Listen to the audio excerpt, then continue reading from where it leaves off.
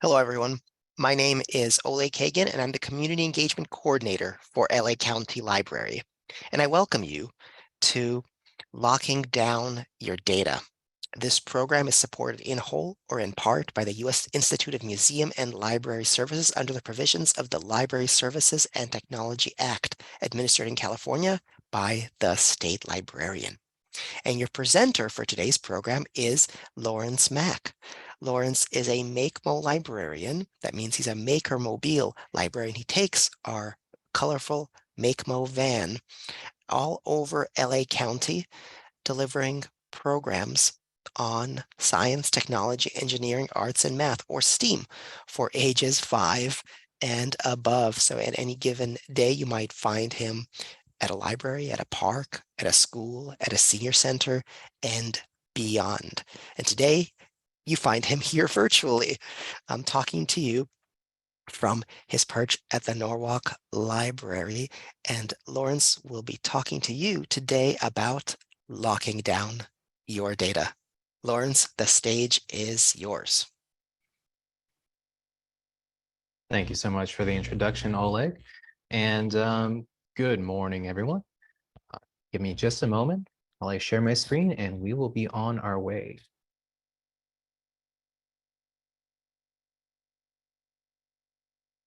All right, so I'm Lawrence, librarian, and your guide today on locking down your data.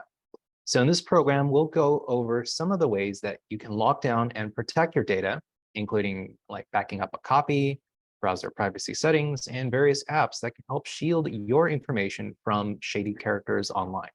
And again, if you have any questions at all during the program, feel free to let us know in the Q&A, and we will attempt to address them all at the end during our Q&A session. For more library news, including upcoming programs, resources, and events, please visit lacountylibrary.org. And we're also on social media on the major platforms like Facebook, Twitter, Instagram, and more at LA County Library. So be sure to check us out there. Now, let's get started. So here's our program description. In today's increasingly digital world, your personal data is vulnerable to unsavory actors. We will cover topics such as backing up data, online privacy with browser and search engines, password managers, 2FA apps, and VPNs. And if the last two sound a little confusing, I'll go over them in more detail near the latter half of the presentation. So first question you might ask is, why protect your data? It's a good question. I mean, it's just stuff that we store online. Why should we protect it? Well, the first question or the first answer is privacy. So how much is your data worth? Well, to advertisers and marketing companies and tech companies, it's worth quite a lot. So almost all the major tech companies discreetly gather data on you, such as your browsing history, your IP address, your device IDs, and more. And why do they do that? Well, that's because these companies can sell your browsing data to third parties for a profit. And this includes many of the big tech companies, including Google and Facebook, and probably any other major tech company that you've heard of makes quite a bit of revenue from selling your personal data. And they sell this data to ad companies for targeted ads or for marketing companies to build profiles on people so that they can send them relevant advertising materials. And so, there's the old saying, there's never any free lunch. So nowadays, a lot of software that we use, including like browser software from like Google Chrome, Mozilla Firefox, Microsoft Edge, those are all free to download, at least on the surface. And this hidden cost of gathering and selling your personal data is how these tech companies recoup their costs and more from developing and maintaining these apps. Now, and that's before we even get to criminal enterprises like hackers. So criminals are always ready to take advantage of anyone who isn't securing their data. And that kind of exposure of the data can range from mildly annoying to extremely dangerous and potentially life affecting because of things such as identity theft and fraud. Because bad actors online can use your data to commit fraud and steal your money and assets. And that's why, in a nutshell, you should take steps to protect your data. Now, the first thing to do is to know how to back up your data, how to make uh, copies of your data. Where do you store your data? Well, there are two main options today, and that's physical storage and increasingly online cloud storage. So let's go with the more traditional method first. So physical storage involves storing your files, such as like your Word documents, your PDFs, your scans, and whatnot, on physical storage devices, things that you can pick up and carry with you. And this includes things like a USB drive or an external hard drive, or for older methods, the DVDs or CD disks. And these are all represented on the image on the right-hand side there. Now, the advantages of this physical storage is that it's quite safe.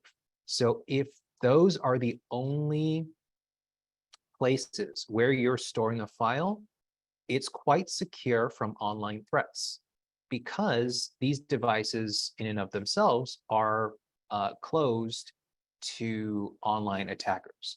They're only on that medium. So if you take that, put your file on it, and you store it somewhere like a locked drawer or something, there's almost no way an online bad actor will be able to access those files unless you plug that device into a web connected device, but that's another story. So what is physical storage best for? Well, it's good for critically important files, maybe scans of important documents like social security cards, identifications, passports, things that you generally would not place out in the open in a public area or even in your own home. Now, the second method is online cloud storage. And you might have heard of this, and you probably use one of these services, such as Google Drive or Microsoft OneDrive or Apple iCloud. And these are cloud storage sites that you can access wherever you have an internet connection. And that's why they're very convenient, because if you're on a smartphone, you can immediately access your files. It's very convenient, but it's also got its vulnerabilities as well. And that's because these online storage services, even though they're created by the major tech companies, so they are reasonably secure from general attacks, a determined hacker or bad actor might be able to penetrate into one of these storage systems and take data from it. So that's one of the disadvantages of online cloud storage. It's best for non-critical files such as documents or data that you don't mind, that are not critically important to your own financial or otherwise well-being. Now, the one advantage that it has, besides being convenient, is that they are also free. Many of these online cloud storage services are free for the basic tier. They'll give you an X amount of storage space, usually between like 10 to 15 gigabytes. And if you need more storage, there's additional tiers that you can subscribe to, but these are free, whereas physical storage, you would probably need to pay for the device itself. So kind of weigh your options on which to use. Personally, I use both of these storage mediums. Um, and yeah, you should choose whichever one fits with your usual activities.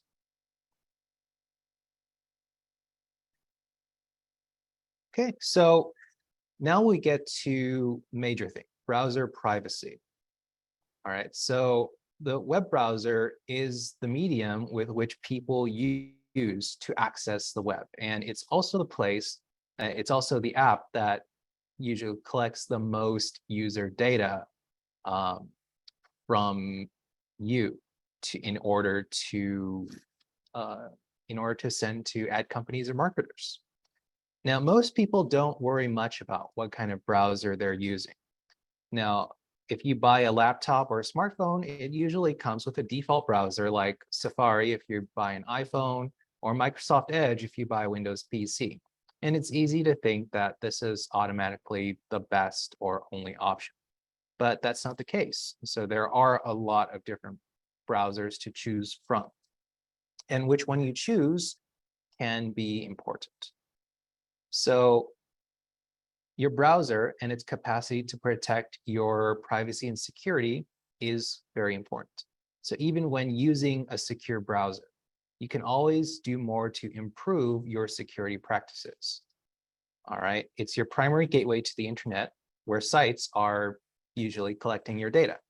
Now, here are some ways that you can improve your data security. So first thing is to delete saved passwords. Now, it can be really convenient to save passwords to sites through your browser, but you'll be making life a bit easier for hackers if one decides to come nosing around. And this is especially true if you use the same password for multiple accounts. One way to keep your data safe is to delete saved passwords regularly or just not allow a browser to save passwords. Second is to disable cookies in your browser. So cookies, they're little bits of data that can be very useful. And what they do is they can tell a website, like say, for example, one that uses accounts like Facebook, that you are logged in. And you will remain logged in the next time you access that page on your browser. So it's very useful and convenient to not have to sign in every time, but they also allow kind of a trail that might be a security issue.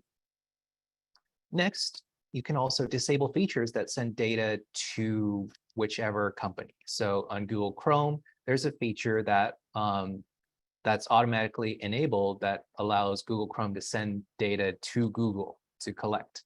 And the same is true for Microsoft Edge and also for Mozilla Firefox. So one way is to disable that feature and to limit the amount of data that browsers and also search engines can gather and store about you. And last is to use a private browsing mode if available. If you're browsing sensitive content, especially if you're on a public device, such as at one of our accounting library locations, using the private browsing mode can also delete all the data from that session once the browser is closed. All right, and last is to just avoid bad internet habits. So over time, we gather a lot of bad habits on our computer usage. So for example, postponing security updates, especially for browsers or for operating systems, because a lot of times those security updates can help patch security vulnerabilities that the tech companies have identified. And also some other bad habits include clicking without thinking. You know, if a splash ad comes up, you know, and it looks interesting, sometimes we just have the impulse to just click on that ad to see where it goes. You know, if you temper that, that might save you a brush with virus or spyware. All right, so there's some privacy-focused options for browsers that I want to introduce. So normally we use either Google Chrome or Mozilla Firefox or Microsoft Edge, or if we're on an Apple device, Safari. But there are some privacy focused options that are pretty good.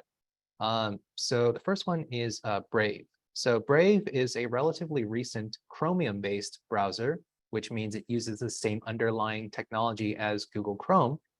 And it includes a built-in ad blocker, and also, which is quite useful, to be honest. Next is Tor, and Tor browser is endorsed by Edward Snowden, that famous whistleblower from a couple of years ago. It's arguably the best known privacy-focused browser, and it also has a lot of security features as well. And then also there's regular old Firefox. It's actually a pretty good browser that has a lot of security add-ons that can make it much more secure. All right, so remember when I mentioned disabling features that send data to a company? Well, I'll show you how to do that. So for example, in Firefox, if you go to the settings and you go to privacy and security, this has enhanced protections. And if you go on strict protection, it will block things such as social media trackers, cross-site cookies in all windows, tracking content. So browsers do have this sort of enhanced protection. So that's how you do it on Firefox. You go to your settings, and then you go to privacy and security, and there are some options that you can set to increase your default protections. Next is in Google Chrome. Again, if you go to settings, they also have a privacy and security option. And from here, you can do things such as like clear your browsing data, can clear history, cookies, cache, and you can also set some security features on as well. So for example, the safe browsing protection from dangerous sites. So whenever you visit a site, they'll kind of cross-reference that with their database of known harmful sites, and they'll give you a warning before actually going to the site itself. So you can turn that on if you're not sure before visiting a site that you're not sure about. Okay, so next we'll move on from browsers to search engines. So besides the browser, search engine such as Google or Bing is probably the most used website in a browser for most of us. It's a deal we all don't really like, but often we can't escape big search engines like Google, Bing, and Yahoo because they help us find our way around the web. While on the opposite end, we let them grab as much information about us as they can. So search engines are very useful tools, but they're also very invasive as many of them track your data.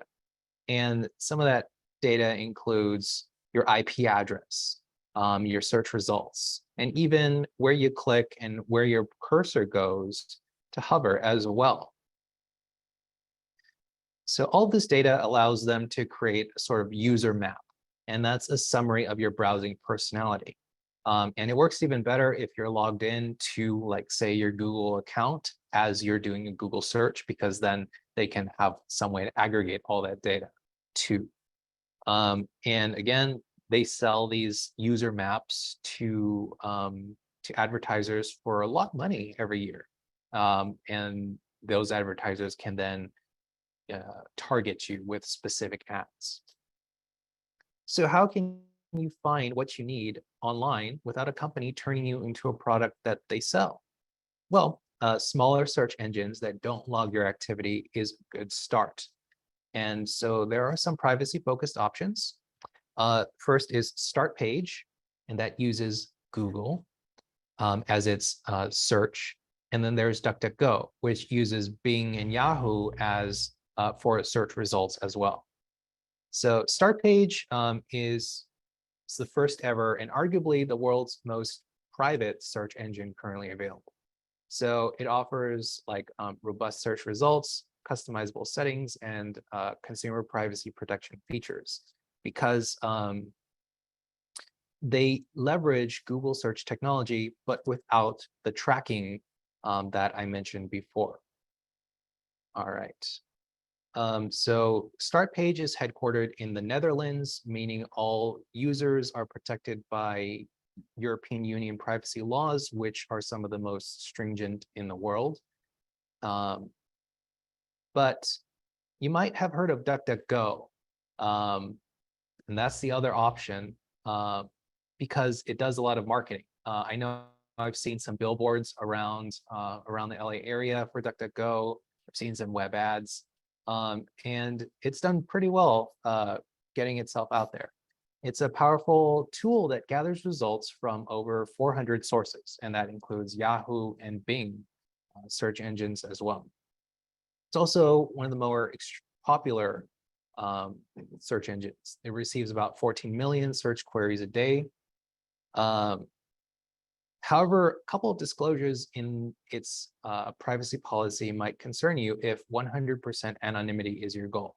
So first of all, DuckDuckGo does save search histories, although it claims that such saving is non-personal and aggregate, so that your searches can't be tied directly to you. And second, in addition to ad revenues, DuckDuckGo makes money from commissions from affiliate e-commerce sites. So take that as you will, but these are the more privacy-focused options, which at least limit some of the data that they collect from you. Okay, so the third way to lock down your data is to use passwords. And these passwords are pretty important because they control access to your virtual accounts. So nearly every website you visit, whether it's banking sites, dating sites, social media, they insist that you create a user account and a password usually. So human memory, we can't really keep up with dozens of passwords. So there are some common password pitfalls that we fall back on whenever we can't think up of a complicated password, or we want an easily remembered password so that we don't forget it. Some folks use the simplest possible passwords, including like just 1, 2, 3, 4, 5, 6, or QWERTY, or password, or just 1111111. Others use their name or their birthday or their address in the password. Now, while that's easy to remember for you, that would make it easier for a hacker to guess that password as well, especially if they're using software or if they already know some details about you. So how to make a good password? Well, you want length. So the longer a password is, the better it is. So adding just one more character can open up, thousands or even tens of thousands more of iterations of a password, and it will take longer for somebody to try and crack that password. And the next is to use variety. So you want to change it up in your password. You want to use a combination of upper and lowercase letters. You want to use different numbers, and also you can use symbols as well, just to increase the number of potential combinations somebody who's trying to crack that password has to try. Now, there are also apps that are called password managers. And these password managers are apps that generate and store your passwords for you. This is convenient if you have many, many, many accounts and you don't want to keep track of passwords for each and every account. So basically, this app generates and stores passwords for you, and all you have to do is remember the one password to the password manager. And again, for passwords, safely store and remember your passwords, because if you forget that password, it can be a whole lot of hassle to try and reset your account.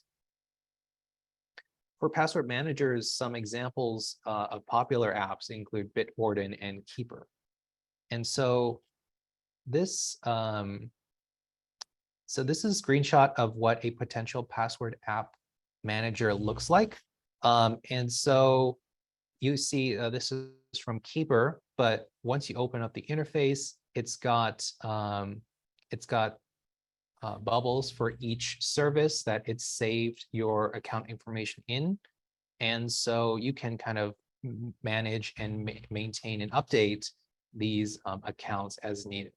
So that's another way to secure your information, but also keep in mind that that these password manager services are not invulnerable. Again, so use your judgment and think about if a password manager is the right way for you to go.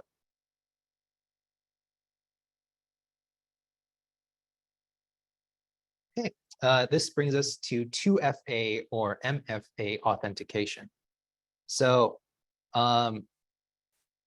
the actual meaning is two-factor authentication or multi-factor authentication. And as the name implies, it's simply more than just using your password to get into your online account or app. It adds an additional factor or multiple factors to the password. Now, authentication factors are usually classified into three groups, as you can see in the diagram on the right. So first is something you have, which is a physical object, such as your phone or your computer, plus something you know. So that's the password. And then in addition, something that you are. So this third layer of password of authentication might be you're using your fingerprint reader on your device. So, your unique fingerprint, or for example, you're using your face to authenticate yourself. So some Android and Apple devices do have facial authentication, which allows you to kind of map out your face and use that as an additional layer of protection. Now, these apps are usually an app that you can download on your smartphone. And so it breaks the security down between something that you have, which is your phone, something that you know, which is a password. And it also generates a one-time code to use every time you log in. So that code changes all the time, which makes it hard for a hacker or malicious actor to get that code before it's replaced by something else. So these apps include 2FA apps from Microsoft. It's called Microsoft Authenticator. There's Google Authenticator, and there's also a third-party app called Authy. And those are all apps that I would recommend that you check out on the respective app stores if you want to dive into 2FA authentication. It just makes it a lot more secure than existing factors such as like SMS authentication. So for example, whenever you log into your bank or to another separate service, sometimes they might send you a text on your cell phone through your cell phone number with a certain code that you have to put in. So that's what's known as SMS authentication. While that is more secure than just logging in with your password, these 2FA apps are more secure than the text messaging SMS because there are bad actors out there who can duplicate your phone number and receive text instead, and receive the same text that your phone receives as well. All right, and that brings us to VPNs or virtual private networks. So what VPNs are, they are apps that allow you to use the internet via a secure encrypted tunnel. So having a VPN helps make you more anonymous online. It helps encrypt your internet use and lets you effectively trick your laptop, your mobile device, and your internet service provider into thinking that it's in another location entirely. And so it means virtual private network. And so for many, getting a VPN service is all about privacy. It keeps your internet traffic hidden from your internet service provider, hidden from from the owners of the routers that you're connected to, and other private eyes as well. Some use cases for VPNs include accessing sites that are banned in certain areas. So for certain countries around the world have restrictions on websites that its users can or cannot visit. And if you're traveling abroad in one of these countries that bans certain websites, so for example, some countries don't have access to, say, YouTube or Google.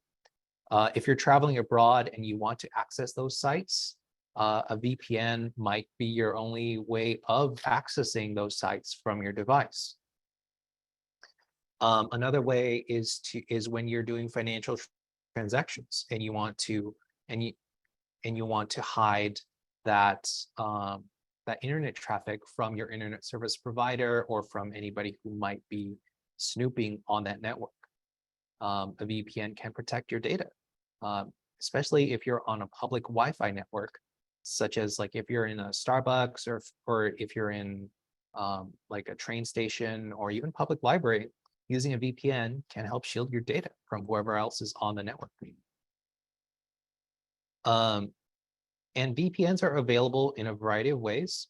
They're available as a standalone app, either on a desktop operating system or on the Google Play Store or Apple Store. They're available as a browser extension. So it's like a mini app that you can install on Google Chrome or Mozilla Firefox, or they're built in to certain browsers. So like, for example, the Opera browser or the Tor browser, they have built-in VPNs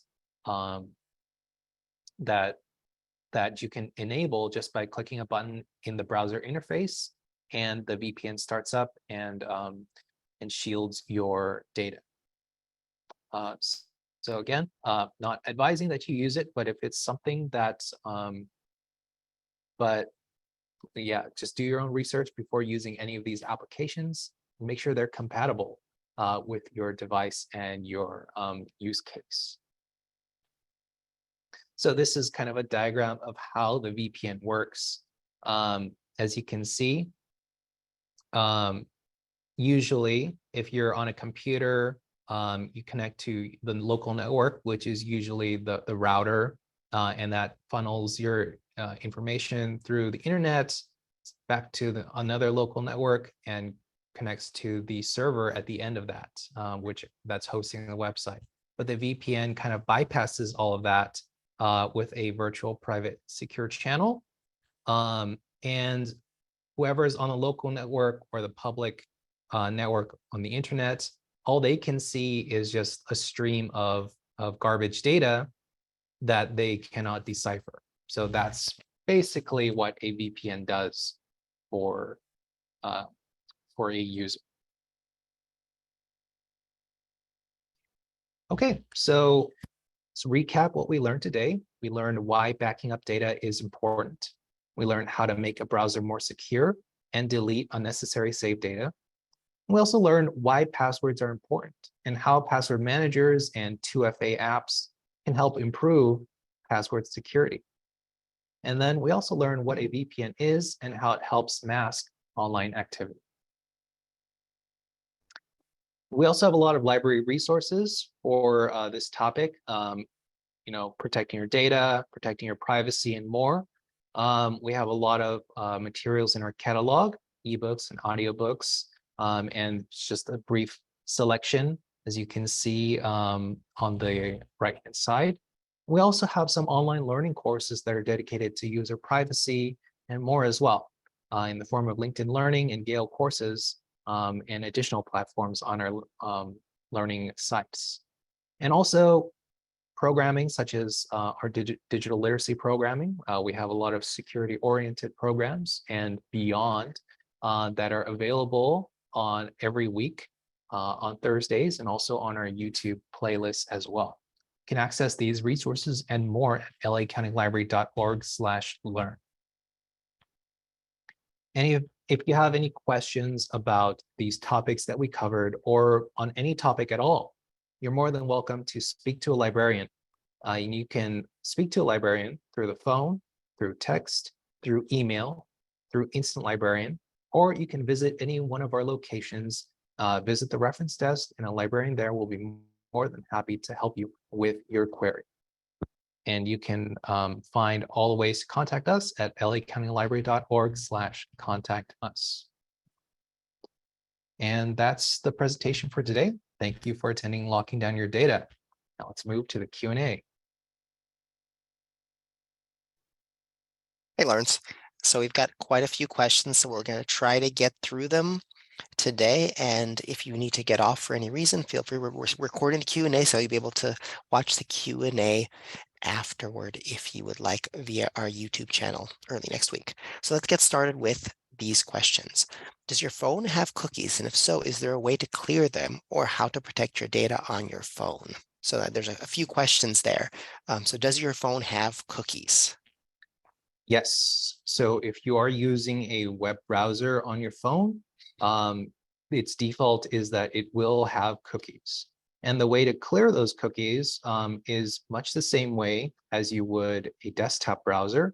You would go to your phone browser settings, and there's usually a settings to clear browsing data, clear cookies, Clear clear cache. history, clear the cache, and just go ahead and clear that cache. That's cache spelled C-A-C-H-E, like a cache of items. Some Yeah. people are like, clear the cache. I want my cache. So then the next question as part of this question is how do you protect your data on your phone? That's a pretty big question. Okay. So there are quite a few ways to protect data on your phone. The first way is to install one of the apps that I mentioned. So there are password managers, there are 2FA apps, there are VPNs available for your phone.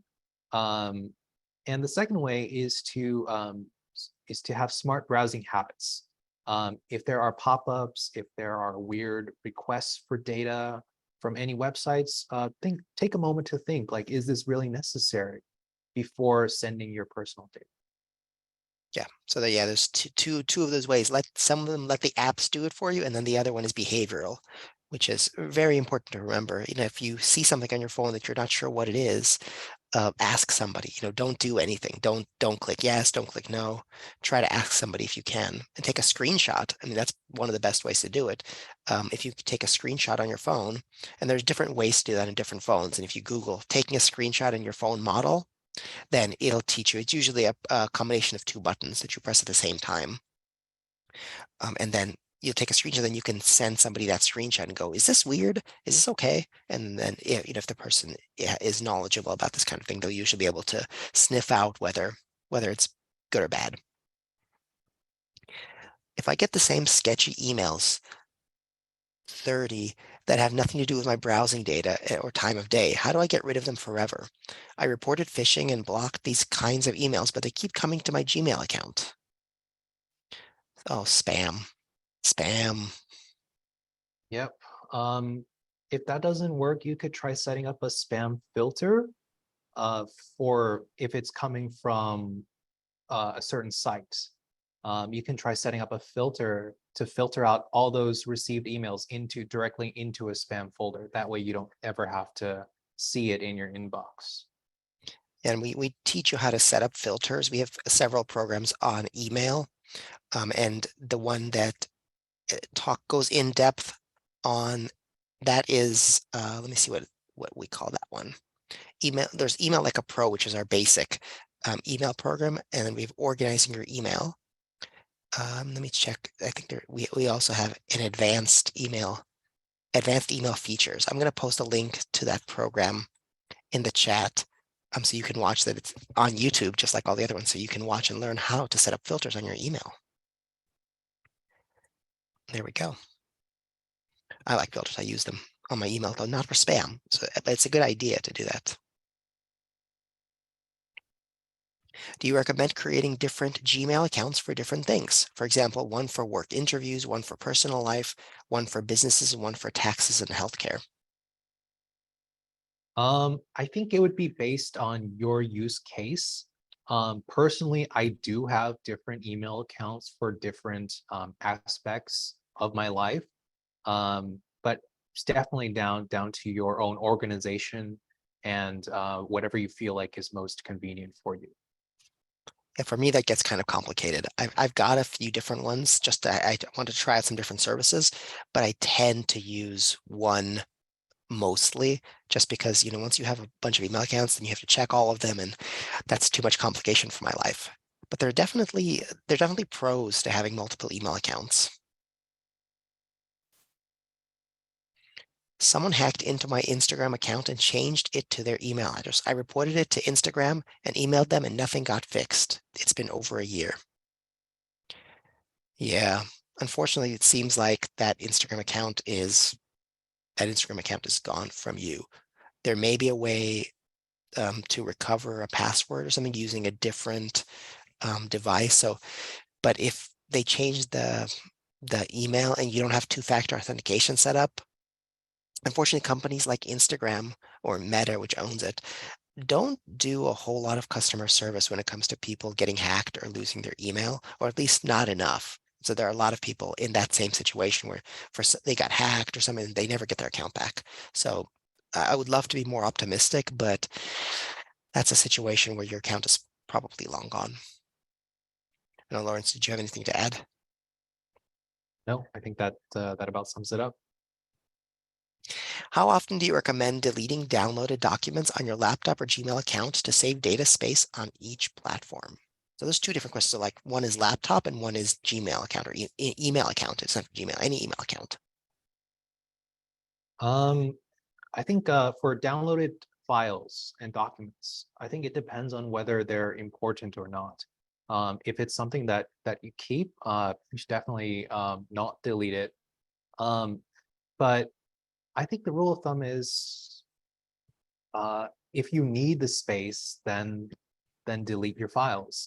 If you still have tons of gigabytes left, there's not really any need to, unless you feel like that file might have some kind of security flaw.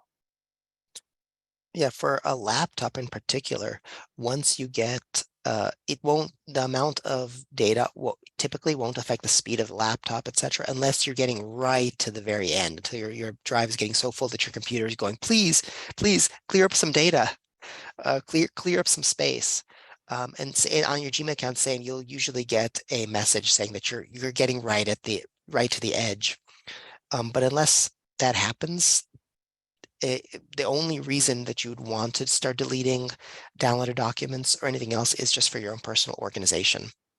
I tend to just do it because I like my systems to be clear. So I don't leave an inbox with a whole bunch of items. I usually tend to delete the ones I don't need to archive or put ones I need into folders, just because I like to keep my files organized. But there's actually no need for that. That's just a personal preference. But if you want a recommendation, look through your downloaded files quarterly and just get rid of the ones you don't need. That'll keep your files more or less organized. I get a lot of pop-up messages and websites, but they disappear so fast. I can't select my choice to say no or block their use of my data. Anything I can do? The pop-ups last only 1 or 2 seconds, obviously on purpose, so I end up with their default, which is yes, go ahead and sell my data. So I think in that, and Lawrence, you might have something to add, but you mentioned this during the presentation, is that you can block how they use your data on the browser end. So you can put the setting on your browser to automatically reject cookies or not to accept cookies from websites. And so, whatever they say on their site, I mean, if your browser is going to say no, then they're not gonna be able to get in. It's like if you have in your house, you have a sign, in front that says don't come in, and somebody gets there, but but your door's locked. So that sign can say whatever you want, whatever it wants, but once they get in, if the door is locked, they won't be able to get in. So lock up your browser's doors. All right, let's see. I had an external hard drive crash and no one seems to be able to retrieve the data. Suggestions? So yes, for physical mediums of storage, that does happen. And so a good rule of thumb is to keep critical files on two different devices. That way, if one fails or goes missing, you'll still have the other device. Unfortunately, for a hard drive that's already crashed and failed, I it would be pretty hard to recover data from it. Yeah, Uh, it really it depends. I mean, mhm. it depends on what the state of the drive is. If you go to a computer shop, I mean, they may be able to, you know, throw it into what do they call it? An enclosure and try to get into it. I mean, we're talking about if it's not damaged too badly. There are, computer forensics people who are able to recover data from hard drives that are damaged, but that's not something that is accessible to most people. And I think that the the costs of that tend to be a little bit more than most people are willing to pay to recover some files. So, I mean, the answer is it might be possible to recover the data, but if the drive is damaged too badly, then you know they say that the only way to clear data from a hard drive is to put a stake through it, to physically break it, and that may be true, but to access a badly damaged hard drive is also not trivial. Besides the stake, keep magnets away from your hard drives. Those will just wipe data. Mhm. Yeah, I prefer the vampire method. But I've never had such private information that I wanted to get rid of that I needed to put a stake through a hard drive. Let's see. Many websites ask to accept cookies. Many times I denied it. I cannot continue to view the website or it blocks the web page. What is the alternative? Yeah, sometimes these websites have those kinds of agreements pop up near the bottom. One way to do it is to just turn on your private browsing feature and use the website, because after you close your private browsing session, it'll just delete all the cookies from that session. So that's one way to do it. Yeah, cookies are also not uniformly bad. I mean, the cookies have a kind of a bad reputation, but oftentimes cookies just do basic stuff like keep you logged into a site. So if you're using your bank site or if you're using Facebook, the reason that when you go back to that website, you're still logged in, or the reason that you're logged in when you're using, like when you're doing online shopping and your shopping cart exists, the reason that shopping cart is persists no matter which page you click on within that website is because of cookies. They're the ones that keep the cookies are what keeps the session information. So not all cookies are malicious. Most cookies aren't. The main thing, where people are scared about cookies is where they keep your information when you go from site to site, and that's unfortunate. But yeah, I think Lawrence's suggestion of using the incognito or private browser to then cut out the cookies once you finish is probably the best one in that situation. That's kind of a middle ground there. Do you also recommend storing tax info on USB drive or external hard drives? You mentioned passports, social security cards, and birth certificates on USB drive or external hard drives. That seems, Oh, yeah. yeah. It would be good to keep a backup of your tax information on a hard drive, just in case. Yeah, an external drive that's not connected to the web, that's safe, that if you need to leave your house in a hurry, you can take that drive with you. And if it's a little USB drive, even easier. Just make sure to check on that drive every so often, like open it up and make sure that the files are still valid. And if it's getting to be, 5, 10 years old, maybe transfer to another drive just for good measure. Yeah. Is anything saved to a smartphone, not to drive, but the device only? And that's still able to be breached.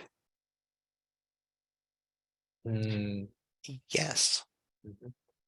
Yeah, files are saved to your files are saved to your phone. I mean, your phone does have a storage drive in there. It has a medium in there, a storage medium in there, and so yeah, if your phone is breached, then it's just like somebody accessing your computer, accessing the hard drive on your computer. Uh, once physical storage is transferred to a device, is it erased from computer? So it depends how you transfer it. If you just copy the files, then it's not erased from the original source. All right. If you cut and paste, then it is erased. Um, and then you can also just delete the file from the original source after you transfer it over. So yeah, it's either yes or no, depending on how you transfer it. Yeah, and if you're talking about if you remove an actual, like the actual hard drive from the computer, the files are gone. Those files go in with that hard drive. Mhm. So I think Lawrence's read of the question may have been correct, but I just want to throw that in. The hard drive is where the stuff is stored. So if you remove it and move it to somewhere else, yeah, it's gone. How do you disable cookies or disable features that send data to companies on MacBook and be able to read news articles online? That's a browser question. I mean, it's it doesn't matter that it's a MacBook or a PC or any other computer. The place where that stuff is, where those settings are within your browser. So if you go to the browser settings, then there's usually a place that says privacy and security, and that's where you can change your cookies. Now, you should be able to read articles online even if your cookies are disabled. That typically isn't a requirement for those kind of like news websites. If you have docs stored on iCloud, OneDrive, etc., how do you permanently delete those items? Well, I think there's a delete option for every document or file. And I would assume once you delete it, it's permanently deleted. Uh, you know, they have options to delete and clear up space. Mhm. How do you disable features that send data to the company? I think we've covered that one a few times already. Usually you can do that. I mean, first of all, it depends on what it means by sending data to the company. So which company are we talking about? The website, the company of the website, the browser company? I mean, there's different answers. How do you stop Microsoft Windows from sending data to Microsoft? Those are all different questions, but they tend to have similar answers, and that is to go into the settings of whatever you're using to access that website, the operating system, etc., and go to the place that says something like data and security or privacy and security. And there you'll tend to have options to disable what is being sent from your computer. Somebody says Brave, Tor, and Firefox are more secure than Safari or Chrome. That's not necessarily the case. It's just that those browsers have security features that I wanted to highlight. Again, how secure a browser or your device is, a lot of that depends on your own browsing usage, on how you use the device. Mhm. Can you explain some safer options for saving passwords online, offline? Thanks. I think you did that already. I think we're talking about password management because that's a question that came way in the beginning of the program. So yeah, you covered that one already. Password managers. Or offline, just write it down in a notebook and keep that in a locked cabinet somewhere. Keep That's it in your bank vault, yeah. or just keep it in your mind. That's another option. Where do you find the disable features that send data in Firefox? I can demonstrate. I have Firefox open. I can demonstrate that. That might be the best way because you did cover that also. And the next question is, how do you disable cookies? Let me just review really quickly because these are important questions, but they're questions that can be answered with a simple demonstration. So I'm going to open up Firefox. This is Mozilla Firefox. And so here we have, our library website, the URL, lacountylibrary.org. And all the way on the right-hand side here, we have the hamburger icon. There's 3 lines. And some people say skewers. I say hamburger. You click on that, and then you go to settings. And in settings, and it's similar in Chrome actually, and other browsers as well. There might be more or less settings here, but usually you'll see general, home, search, and privacy and security. You click on privacy and security, and here you have various options. So if you don't want to go into the nitty-gritty of it, Firefox gives you a chance to set, have some preloaded settings, balance, standard, strict. So if you go to strict, it'll block all of these different things. Firefox blocks the following as a normal thing, standard. If it's strict, it'll offer stronger protection, block these other things and some other stuff. Custom is you can decide what you want to block. And if you keep going down, so here's cookies and store, you can clear data. I don't attempt to use Firefox at work, so I don't have any data to clear, but there's it looks like 66.5 megabytes cached web content, and I've used it before. So to clear that right now, gone. So now it should be clear. Now if I go clear data, now that's calculating what's left there. There's probably going to be something left, but not enough. So we can manage data. So if you scroll down, I think Firefox is in the process of working, so it's stuck right now. Oh, there it goes. Using 0 bytes of disk space. So just clear that all up. So yeah, I usually like to have this click, delete cookies and cite data when Firefox is closed. That way, anytime you close it, it'll just plop all that out. It won't make that noise though. Logins and passwords, you can decide whether you want to save passwords, etc. Forms and autofill, same thing. If you wanted to fill your addresses, autofill credit cards to save you time from grabbing them, you can have that stored in your browser. Now, that's stored just in your browser on your computer. That's not being sent anywhere else. That's just here. If you want to remember history, you want to clear history of the sites that you went to, what you want on your address bar, suggestions from the web. So improve the Firefox suggest experience. So this will send some information to Firefox. So that's already by default removed. I can add that. I'm going to remove that. I don't want my browser sending stuff. Now, what I really want to remove is this right here, suggestions from sponsors. I didn't even want that to be there in the first place. And that's usually not an option in most browsers, but for Firefox it is. So bye. I don't want that. Suggestions from the web, I'll leave that. That's fine. So you got different settings here for different items, how your browser interplays with your computer, location, camera, microphone, etc. Autoplay, block pop-up windows. You can set exceptions if you go to websites that you like and you want pop-up windows. So here's Firefox data collection. Here's, I think, what the question was exactly about. So this sends information to Firefox. It's usually privatized information. It's usually information that's anonymized. I don't know. It makes it anonymous when it sends it. But if you don't want that to happen, you just uncheck these. I already have these unchecked because I always uncheck these just as a habit. So there's all sorts of options here. I recommend just unchecking stuff. That's, if you're not sure what it is, uncheck it. And if something doesn't work, you can always go back and check it. You can usually say nothing here is going to break your browser. These are all options Firefox gives you. All right, so that's that.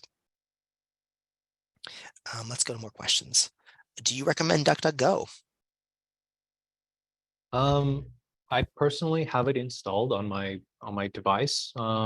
Yeah, like if yeah, there's nothing wrong with it. Yeah, DuckDuckGo is my daily driver for my cell phone. I use DuckDuckGo, and then I have Brave as a backup for some things where I need to order food or something. I'll use Brave for those. But yeah, DuckDuckGo, it's a pretty good browser. DuckDuckGo offers email addresses, which they say are anonymous. Is this a decent way to mask personal identity? The email gets forwarded to the email address you specify when signing up. I worry they aren't secure and are just capturing all my info. So there are different more secure email address providers out there. I think it just depends on your use case again, because For the vast majority of people, like, Gmail or Yahoo is fine for their needs. If you feel like you need an additional layer of protection, then yeah, like look into DuckDuckGo email. Yeah, there's also companies like Skiff and Proton Mail that offer encrypted email. And the trouble with that is that if you somehow lose your information, you may not be able to get into it because the company can't actually see the email, your emails. Your emails are just within your encrypted bubble. So you have the option of using those. But generally speaking, your email address, even if it's a Gmail, I mean, all people see is the actual email address. So if it doesn't have your name or anything, if the email is just like random numbers, then that's pretty anonymous to most of the world. So you wouldn't, it wouldn't be traced back to you specifically unless, the government implored or, requested that Gmail turn or Google turn over, email information about from certain IP addresses or something like that. IP address is like the address of your computer. It's a set of numbers. But generally speaking, that wouldn't be something that most people worry about. So most email addresses are anonymous enough. How often should passwords be changed? That's a good question. Um, well, I think a lot of different sites have recommendations. I personally, I'd say if you feel like your password isn't secure, then you should change it immediately. Like if it has some of the easily guessable things that I talked about, like 1 2 3 4 5 6, or password or If whatever. it's a common name, Yeah, you should probably change that. Um, but if it's relatively complicated and long, uh, probably go longer without changing it. Now, however, if you find out in the news or if the company notifies you, whatever you're using that password for, if they say that their data has been breached, as some companies have been, then you should change your password immediately.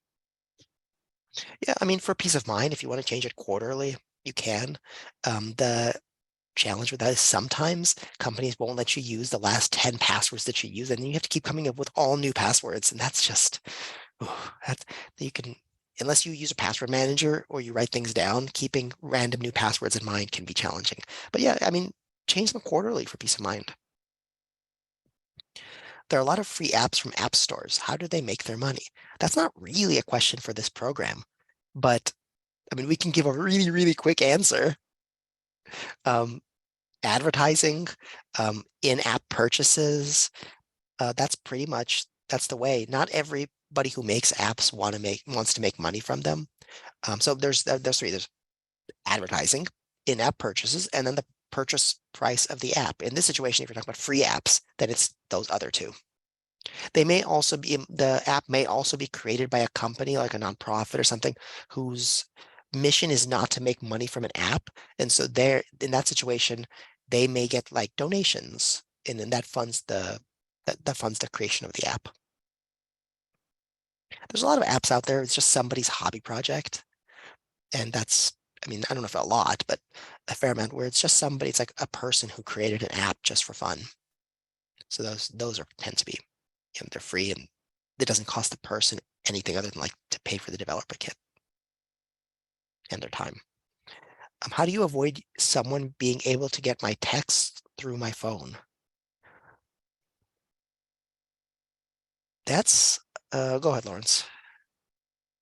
Well, so that's what's called spoofing when somebody duplicates a phone number so that they can receive the same text and the same content on another phone. And the best way to do that is to avoid just giving out your phone number to various like signing up subscriptions and all that. Just don't put your number out there to be as public as you want it to be. Don't associate that number with, like, say, financial accounts or things like that. Hmm. Let's see, where were we? Are there any cons to using a VPN, such as does it interfere with using an antivirus program? There might be some cons. So mm, like I think Some sites don't work as well with a VPN, especially if they're location based. But yeah, generally. And I wouldn't interfere with an antivirus program because antivirus programs check stuff on your computer. It might interfere with a firewall. Mm, I imagine that that's a possibility. It might slow down your traffic because it goes through another layer. So that's possible. And I think, like Lawrence, you mentioned, there's certain sites that won't work because they depend on location, and the VPN mhm. obscures that. So that's a possibility for that to happen. Um, VPNs are an interesting idea, and there are articles out there online about whether somebody, like a regular person, actually needs a VPN.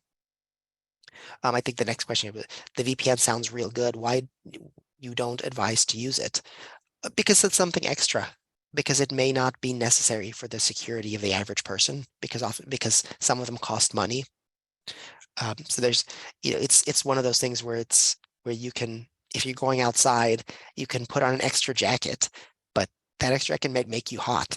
So if the temperature is just fine without it, you may not need that extra jacket.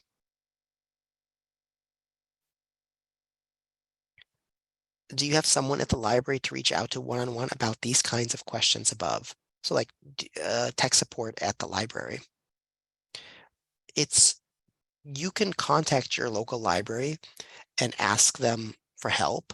They may or may not be able to help you depending on how specific your question is, what their knowledge is of the subject of your question. So if they know a lot about certain mobile phones, they may be able to just tell you the answer. They also may be able to look it up for you online.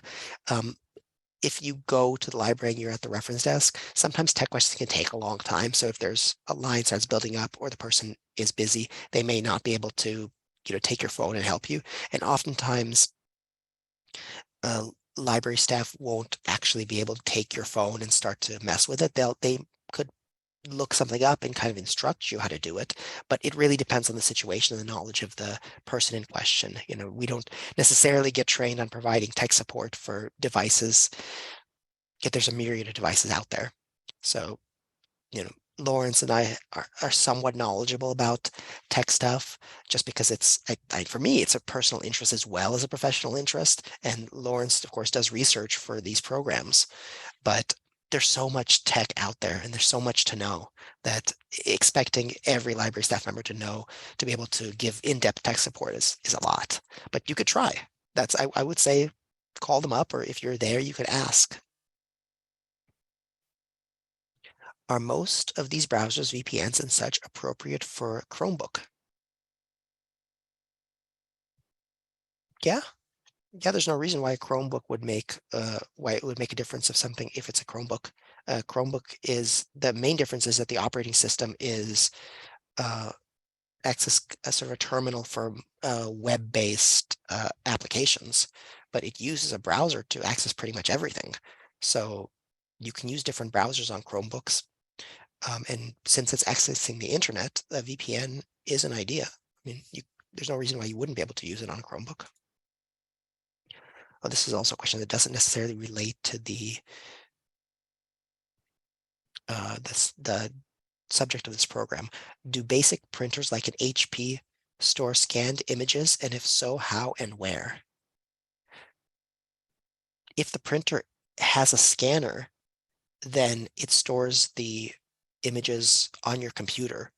Where it stores those images really depends on the settings of the software on the computer that scans the images, that interacts with the printer to scan the images.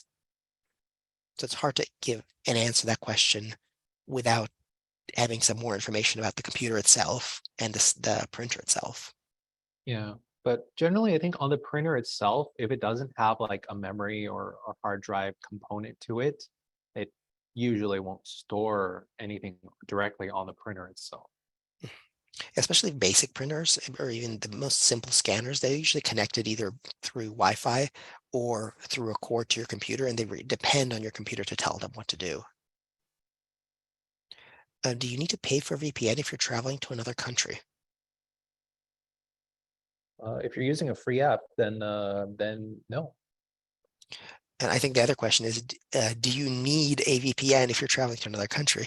And the answer is no, you don't need one. I mean, it really depends on the country you're traveling to and what kind of risks um, that being in that country and using the internet might imply. And that's really variable. I would say for the most places that people go, probably not. Can you explain the dark web? I really like this question. I feel like we should just do a whole program on it.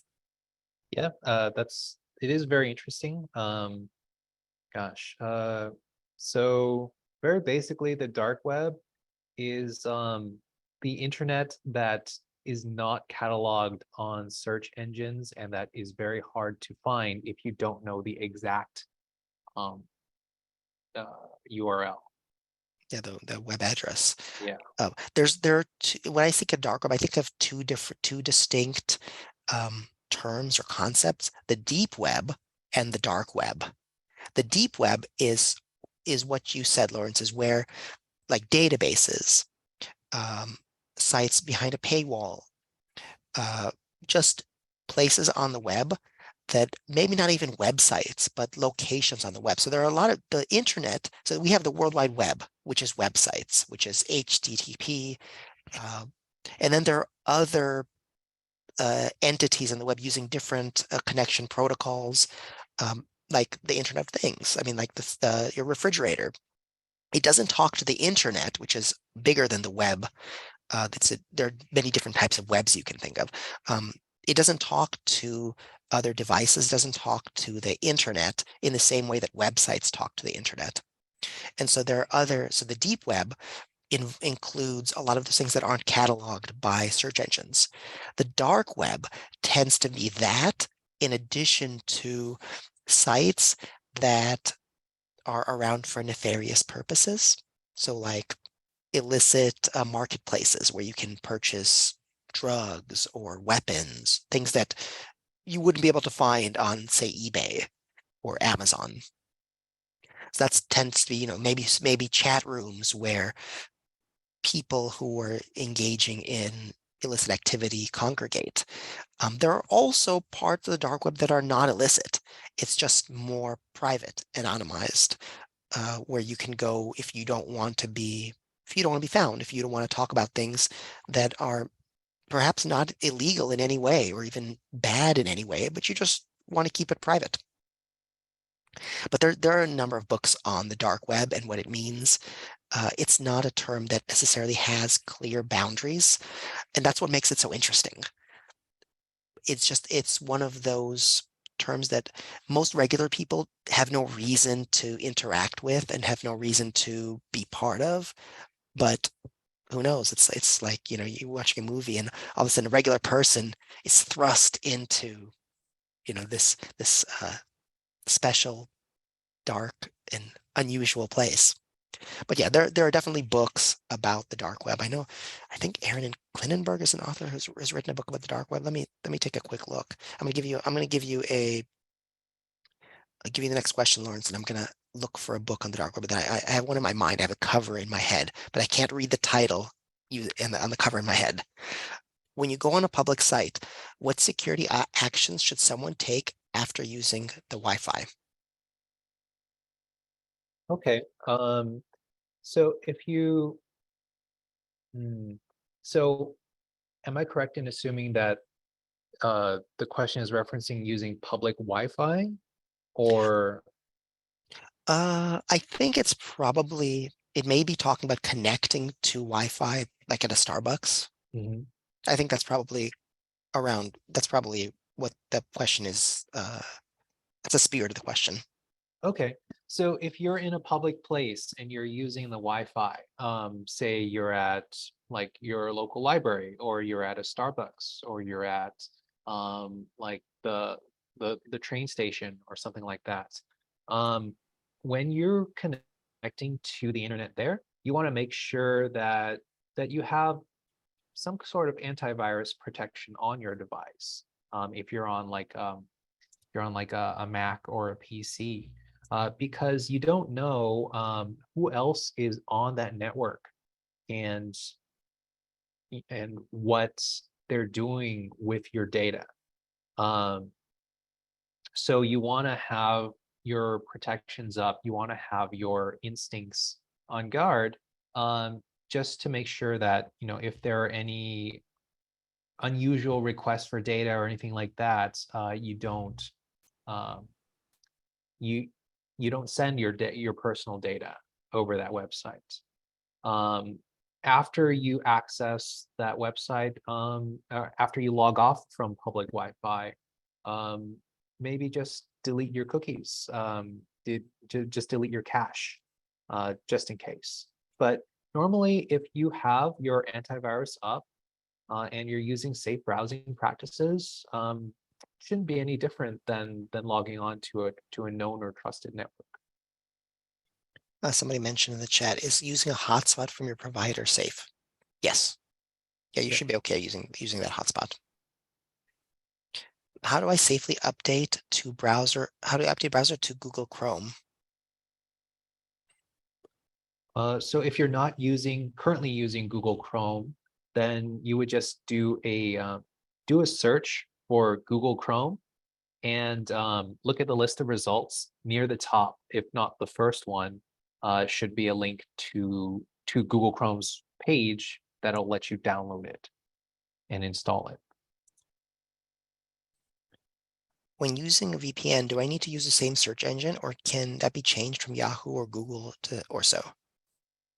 The two are unrelated. You can use when you have a VPN, you can go to any website. I mean, it's not the VPN, it doesn't stop you from going to different search engines. I think we answered this question already. Many websites require that you accept cookies when you visit the site. How can you deal with it? That if you want to see the site. Yeah, I think you mentioned, Lawrence, just using incognito mode. I think somebody followed up on the email. I suspect this is the email question where the spam is coming from different sites.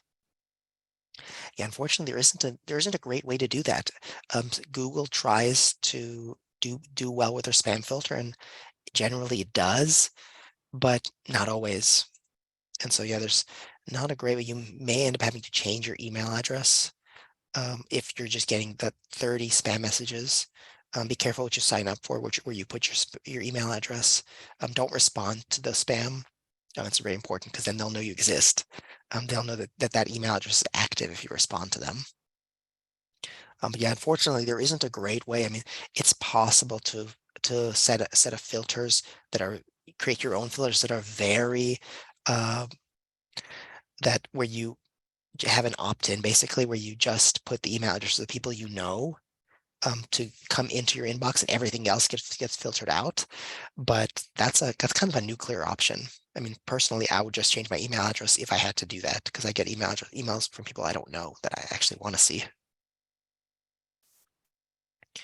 Is it more secure to keep passwords in the phone or in the PC?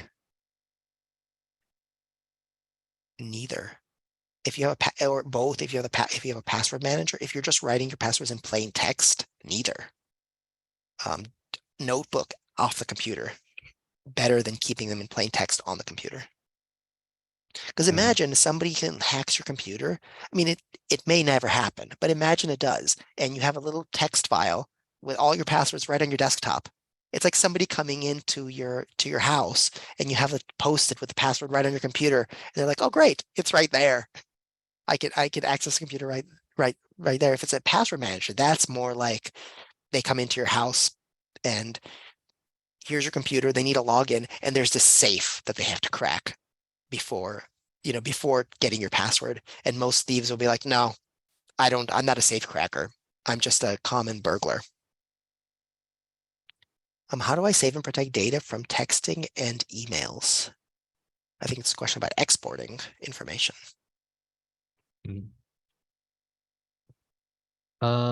So there's usually an option to export an email in various formats. And then there's also the old copy and paste if you just want to save it all onto like a text file. And you can also take a screenshot as well. Mhm. All right, let me see here. What about Chrome's password manager? Uh, Yeah, well, Google yeah. does have a password manager. Right? I just said Google, my phone was like, what? So yeah, Chrome has a password manager. I mean, you could use that one if you want to. I don't think that there's a downside to doing it. Do you, Lawrence? Not really. I don't know if the browser password manager might not require like a login to see all the passwords, I believe. Whereas the standalone app might have more robust protections. Yeah. I'm actually while we're answering, I'm looking for books about the dark net or the dark web, and there are quite a few. So I think the one that I did have one in mind, but I think actually if you just search dark web or dark net in the library catalog, you get some novels, but you also get some nonfiction books and get some information about that. All right. In logging into Zoom to access this webinar, Zoom asks for cookie preferences. It's a lot of info to sift through to find how to mark only necessary cookies. A lot of sites are doing this now where you can't find settings for necessary cookies only. Any way to find this more quickly? Yeah, usually if you click more information, it'll give you just a line of a line of toggle bars. I toggle them all to no. And usually at the very bottom, it has the only necessary, and that one's set to yes. That's what I do. I just save preferences. So generally speaking, I don't read through all that stuff. I just go nope, nope, nope, nope, nope. I think that's the way to do it more quickly. Yep. I gotta say, Lawrence, though, I don't know about you. I'm skeptical whenever I get those pop up. I feel like there's some sites that have those just for show and don't actually use them. And so in that situation, incognito browser is the best way to go, or just go to a different website. Of course, you can't do that if you're going to Zoom and you want to access this program. So yeah, just go down the list and click no, no, no, no, no.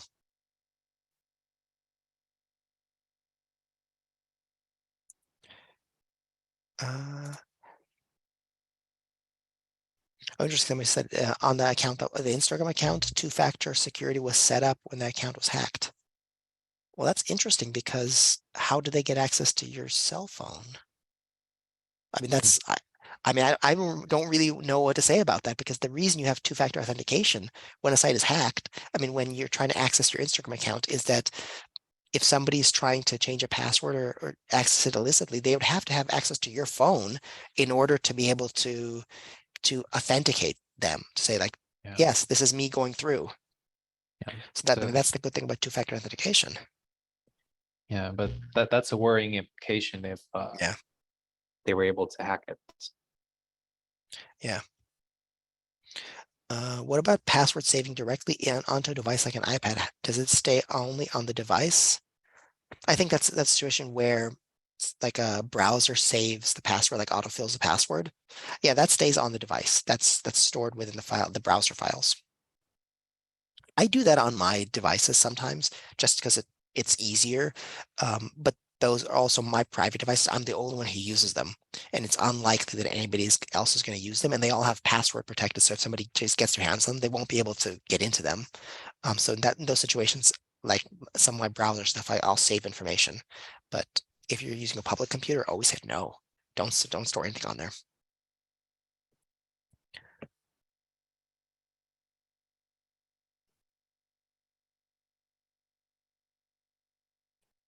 Okay.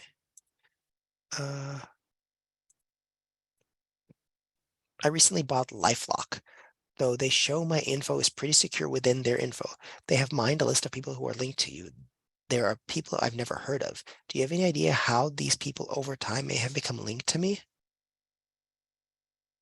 Uh, Not really.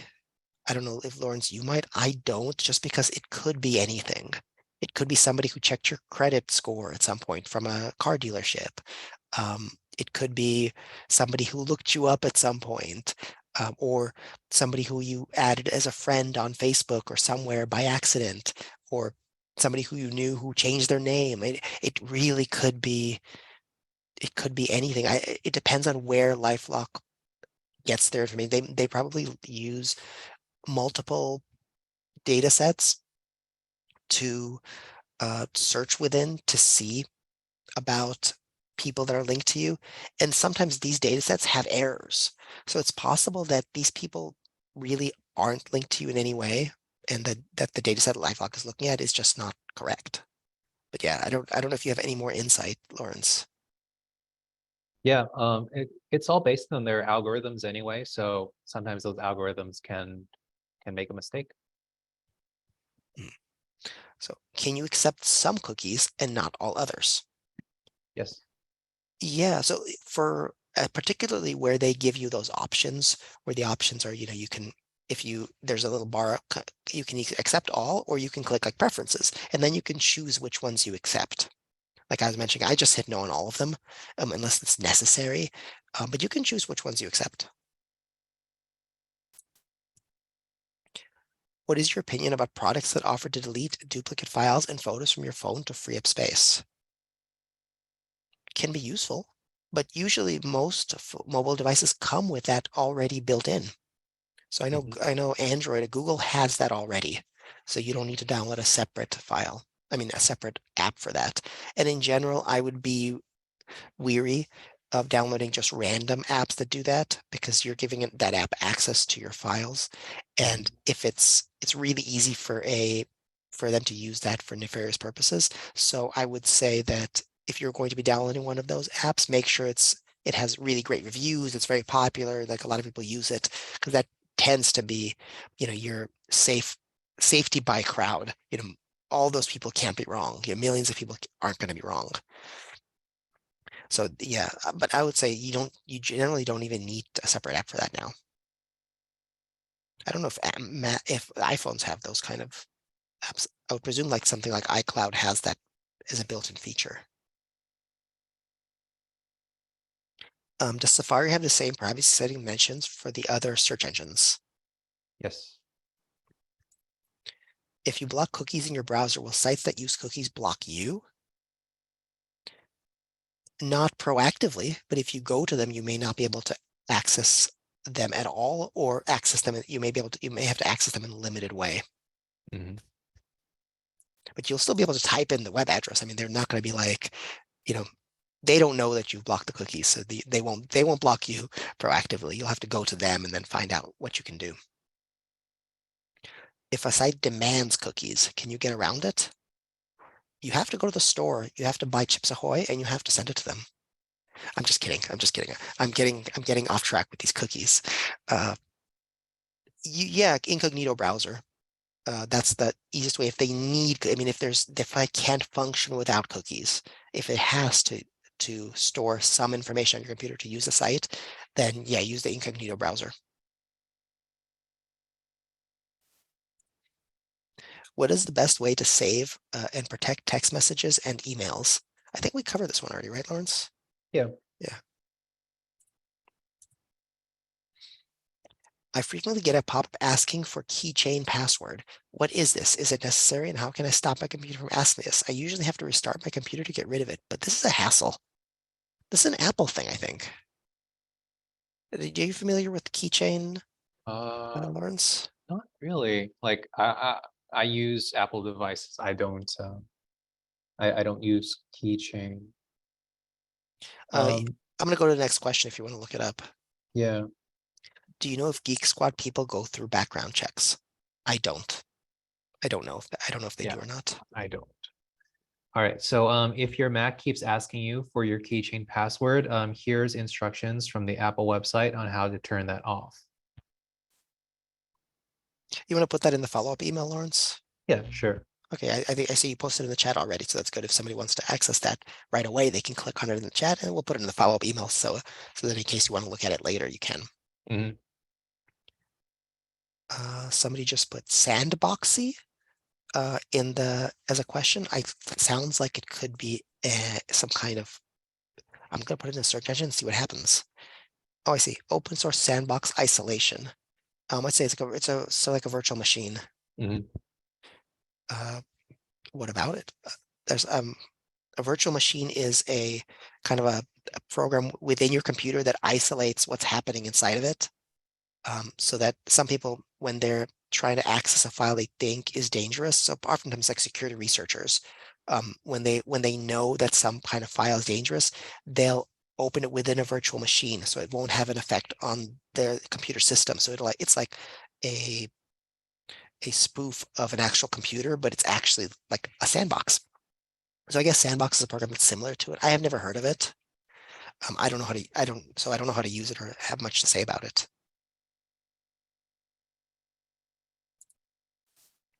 How to disable cookies. Sometimes a site won't come up because cookies are blocked. So yeah, we've covered this one already.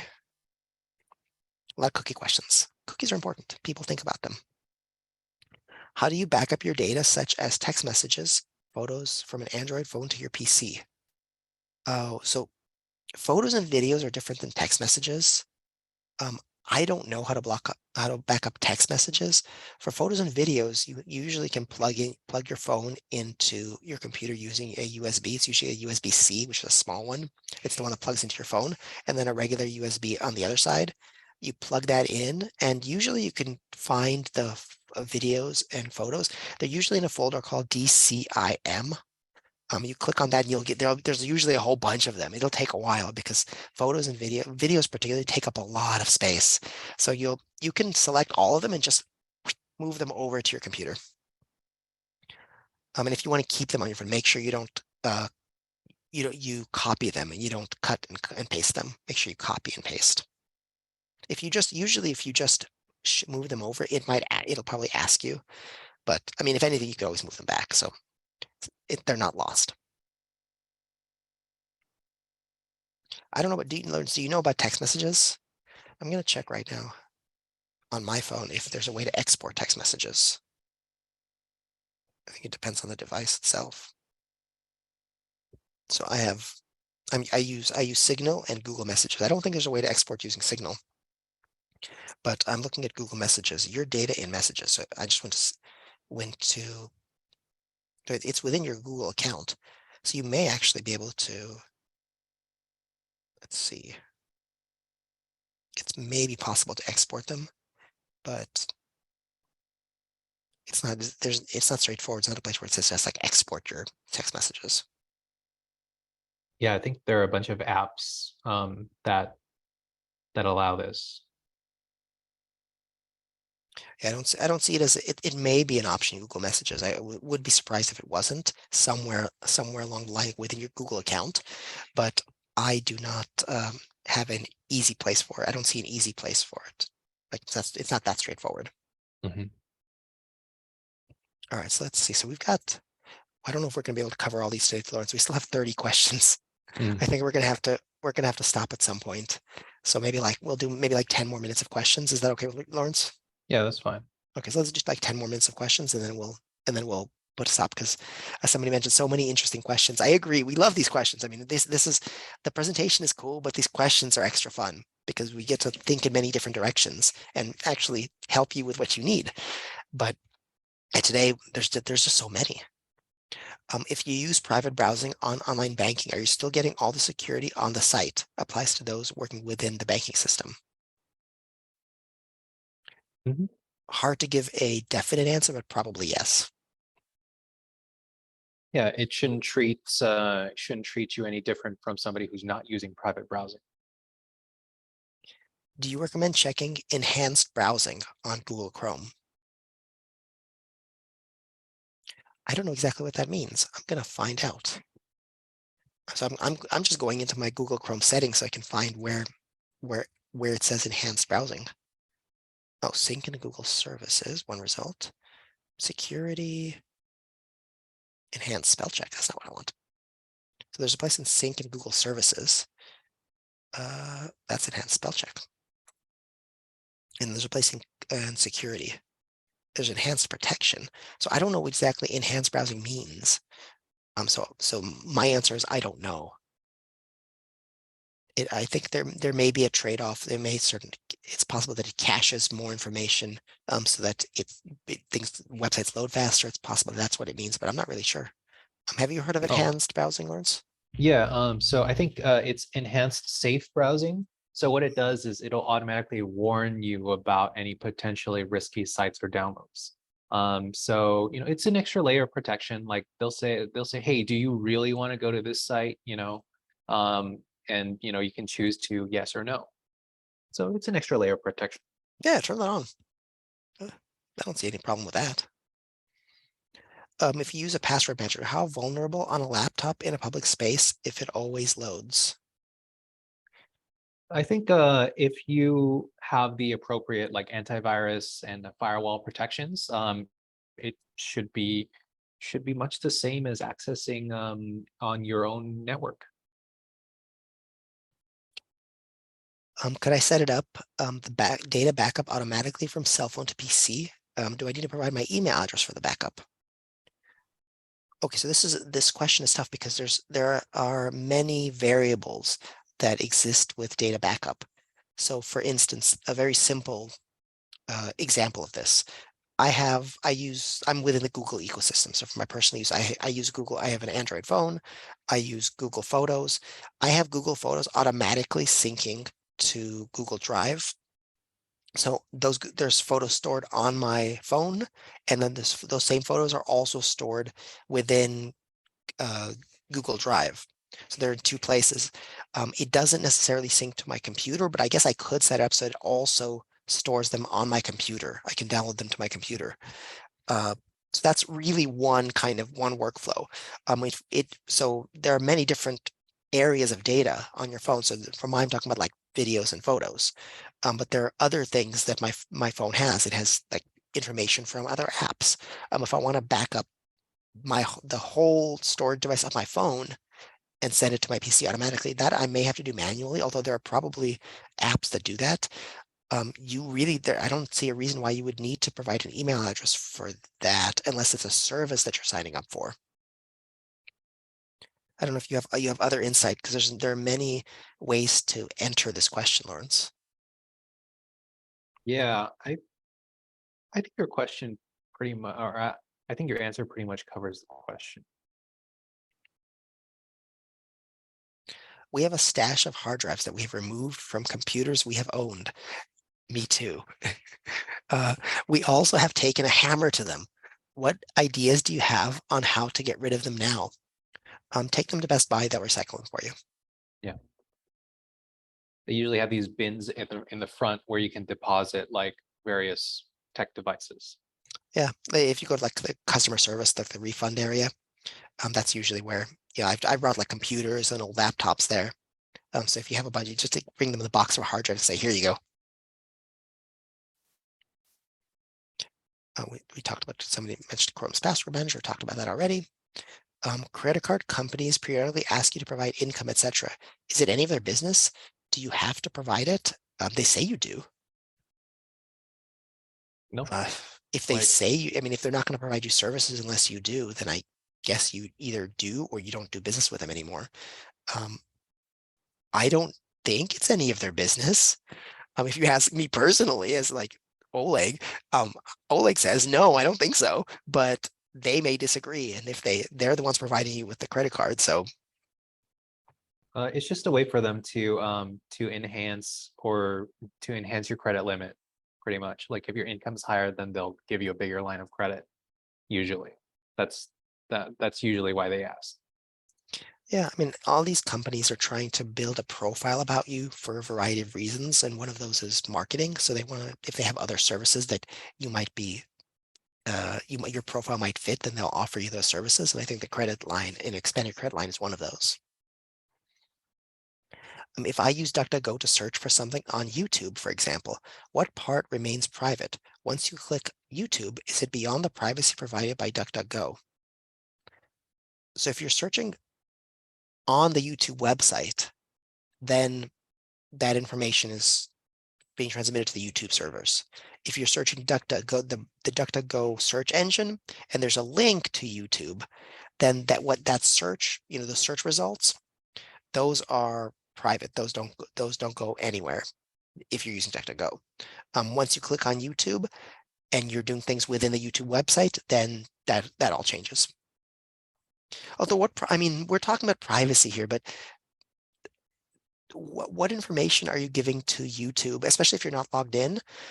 They know your browser, they know sometimes your location, they know, but they don't, but it's not tied back to you because you're not logged in. I mean, they know your IP address, but every website knows your IP address unless you're using a VPN because that's how you connect to them. So that is information that's not necessarily restricted or private. LastPass has been in the news as having been breached. Since master password not stored together, is this still safe to use? Are you familiar with this breach, Lawrence? I think I heard about it. Again, it's hard to say, but probably change your password if that service has been breached. Yeah. Yeah, I don't know about the details of the LastPass breach. Uh, it definitely doesn't speak well for a password manager that they've been breached, but it happens to companies relatively frequently these days, and especially big companies. And there's hackers are very smart, or at least some hackers are very smart. Um, they're they can get into companies in various ways. And the only thing we can do as regular people, as consumers, people, users of this stuff, is change our password quarterly, have strong passwords. And if the hackers get in from the other side, just do our best to clean up the mess and maybe move on to a different company. But it's yeah, it's really hard to say. You'd have to gain more information either from news reports or from the company itself about what exactly has been breached. But like Lawrence, you mentioned it earlier, Lawrence, if a company that you're using has been breached, change your password right away. All right, let's see. If it's a medical company which has been breached, how are they attached to our email? Attached to our email and password? They did offer LifeLock. It depends on what information you gave them. I mean, if you have an email and a password for them um, that to access their account, then then perhaps a hacker might have that information. They might not. I mean, it depends on the scope of the breach. Sometimes a hacker will get into a certain part of a company. It only gets certain information. That's really specific. It really specifically depends on each breach. They may not actually have gotten the emails or passwords, or that information is encrypted and the hacker may have gotten them but was not able to hash them. So yeah, that really depends. It says they did offer LifeLock. Take them up on LifeLock and change your password. And if here's another tip. Don't use the same password for all your sites. Use different passwords for each site just because of this very problem. One site that you're using gets breached, and all of a sudden your login name, your email address, your password is in the hands of some criminal. So they're going to then start to check that combination of email, username, password on all kinds of different other websites. If you're using the same password, they'll be able to get into your other stuff. Use different login names, use different passwords on different sites. Even if it's just a variation. I mean, using a variation of of the same password, but with some slight differences, that's usually good enough as long as it's a secure password already. All right, two more questions because we're at time here. On your email account, if you set it up with a wrong name, how do you change it? You have to create a new email address. You can't you can't change the email address once it's been created. You just erase that one and create a new one. Is there any free VPN? Yes. Yeah, they're out there. Is it good? That's a different question.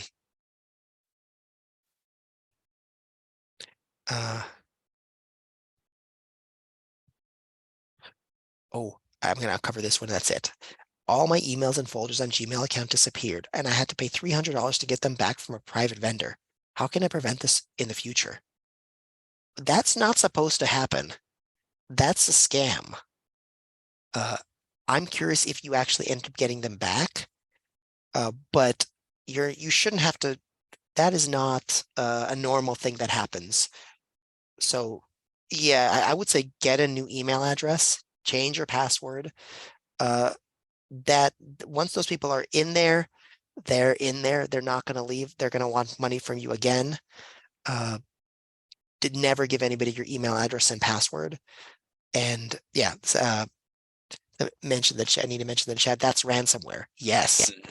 they ransom your information. It's it sucks. It's very bad. Uh, you got scammed. People get scammed all the time, so it's nothing to be embarrassed about. It's happened to my family. Um, you know, it's happened to a lot of people. But when we move forward, we act more cautiously, and we hope it doesn't happen again in the future. All right. I think that's all. If you had other, I mean, there are a lot of other questions, and unfortunately, we just don't have time to cover them today. If you really want us to cover those questions, send them to us by email, and we'll do our best to answer them in a timely manner. And with that, hope to see you next week at Finding Credible Health Information. Same bat time, same bat channel, Thursdays at 11 o'clock. Lawrence, thank you very much for this excellent presentation and for being here for these questions. I mean, these are some beefy questions around here. I mean, there's things that I didn't know, and if you weren't here, I would have had to be like, I don't know. You know, somebody else will have to answer these questions. So before I leave, I do want to send the post-event survey in by chat. If you enjoy the program, if you think we can do better, we're happy to hear all of that. And we're happy to hear what you want to learn more about in the future. I just posted a link to the post-event survey in the chat. It'll also come up when we end the program. Yeah, it only takes a moment to fill out, and we very much appreciate that you do. Again, Lawrence, thank you. And thank you all for sticking around, asking us your wonderful questions, and we'll see you next time.